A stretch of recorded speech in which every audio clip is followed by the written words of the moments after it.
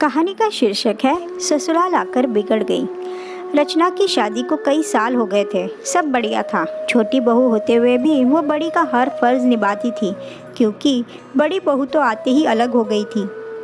रचना के सास ससुर को हर काम के लिए रचना ही लगती थी, फिर भी वो उसकी बुराई करना नहीं छोड़ते थे। और सबसे बड़ी बात, बुराई भी अक्सर उसके ही परिवार वालों से करते थे, जो रचना को बचपन से जानते थे, या फिर रचना की सहेलियों से, या खुद के मायके वालों से। पहली बार जब शादी के बाद रचना की दोस्त आई तो सासू माँ ने उससे ही रचना की बुराई करना शुरू कर दी। जब रचना को पता लगा तो उसने अपने पति नीलेश से कह माँ जी को समझवा दिया था कि कम से कम जो लोग उसे जानते हैं तो उनसे तो उसकी बुराई कर खुद की जग हंसाई ना करवाए। पर उन्होंने न सुनी, बल्कि और ये आदत ही बन गई थी। आजकल तो अक्सर ये कहती कि रचना तुम पहले ये काम अच्छा करती थी, अब नहीं करती हो, फिर भले ही वो कोई भी काम हो।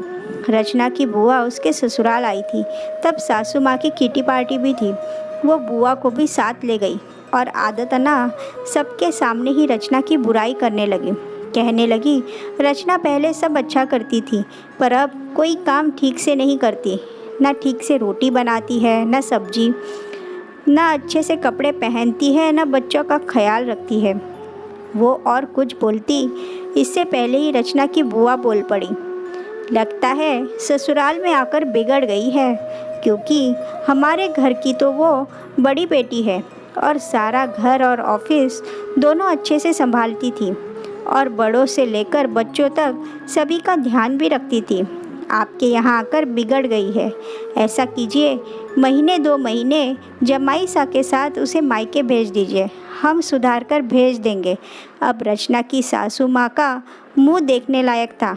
उन्हें बोलने के लिए शब्द नहीं मिल रहे थे, तो बस फिर उठकर चली गई ये कहकर कि आती हूँ, ज़रा कोई बुला रहा है।